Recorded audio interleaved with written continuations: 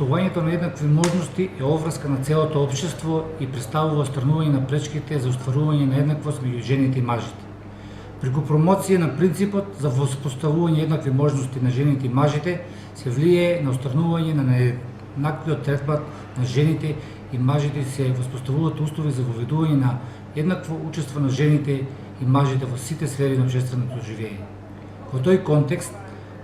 постигнувањето на родовата рамноправност значи континуирано и подеднакво да се работи и со мажите и со жените во сите релевантни сектори, со посебен осврт на оние кои ги донесуваат одлуките и имаат влијание во креирање и имплементирање на политиките и активностите на локално и на национално ниво. Давам голема поддршка на организацијата на жени на општина Свети Николе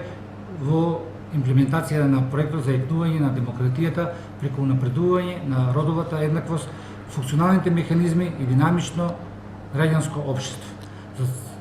за чија реализација секако имаме подпишано и меморандум за соработка со организацијата на жени на општина Свети Николе. Се надеваме дека преку овој проект ќе се доближиме поблиску до целта која сакаме заеднички да ја постигнеме.